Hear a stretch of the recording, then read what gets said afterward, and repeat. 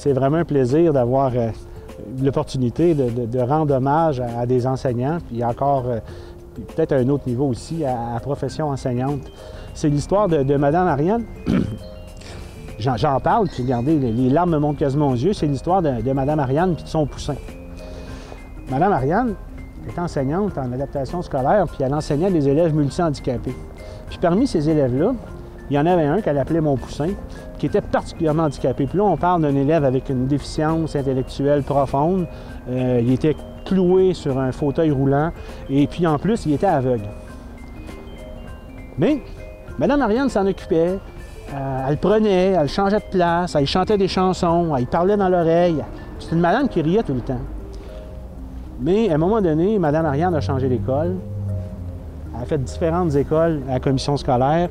Et un jour, les élèves de cette école-là sont allés occuper des nouveaux locaux. Donc, une belle école neuve qui s'appelle l'école Horizon Soleil à Saint-Jérôme.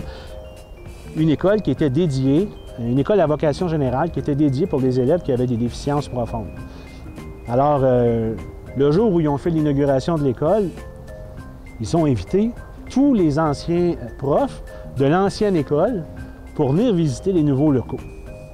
Puis Mme Ariane, je vous le dis, c'est une madame qui est exubérante, qui parle fort, qui rit beaucoup, puis elle se promène dans les corridors.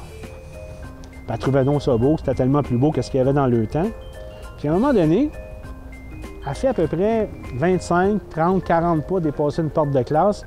Et là, il y a une TES ou une préposée aux bénéficiaires qui sort à toute vitesse, puis il dit « C'est qui rit comme ça? » Puis la personne qui riait comme ça, c'était Mme Ariane. Elle dit « Venez, je pense qu'il y a un élève dans la classe qui vous a reconnu. » Et cet élève-là, c'était Poussin.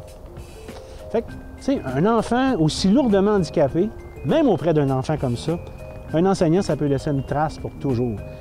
Quand Mme Ariane s'est approchée de son poussin, de ce qu'elle me raconte, elle l'a pris dans ses bras, elle a dit « Allô, mon poussin », puis il a souri.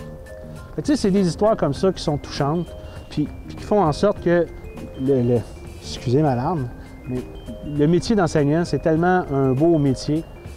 C'est vrai que quand on enseigne, on a une immense responsabilité sur les épaules. Cette responsabilité-là, c'est parce que, oui, c'est vrai que quand on enseigne, on peut toucher la vie de quelqu'un, la vie d'un enfant pour toujours.